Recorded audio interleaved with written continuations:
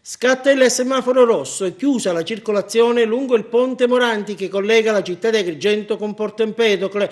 Lo ha annunciato questa mattina l'ANAS, nonostante le rassicurazioni di qualche giorno fa, quando l'ingegnere Meli, sotto i riflettori della vita in diretta, aveva provato a tranquillizzare gli automobilisti agrigentini. Riascoltiamo le sue parole. 2 anni fa, quando è stata presa la decisione di riaprire al traffico il ponte, è stato fatto a seguito di un'accurata campagna di indagini, di prove non distruttive sulla situazione dei materiali.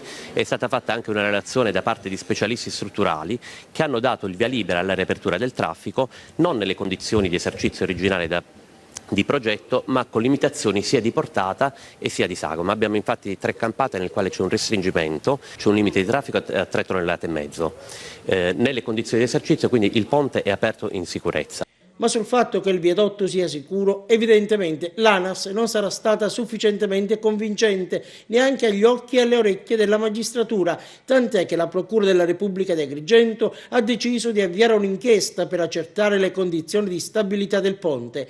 Il procuratore Luigi Patronaggio ha aperto un apposito fascicolo per accertare se il viadotto costituisca un pericolo per la pubblica incolumità. Ieri pomeriggio sono state fatte le notifiche, una riguarda l'azienda delle strade. A fare scoppiare il caso, che ha raggiunto a più riprese la ribalta nazionale, è stata l'associazione Mare Amico, con la diffusione di un videodenuncia sul degrado strutturale dei piloni che sorreggono il viadotto Morandi.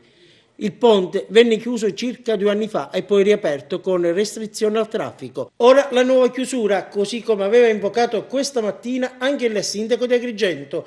C'è troppa preoccupazione, troppa. Le rassicurazioni di ANAS non hanno attenuato i timori, sono ancora le parole di Lillo Firetto.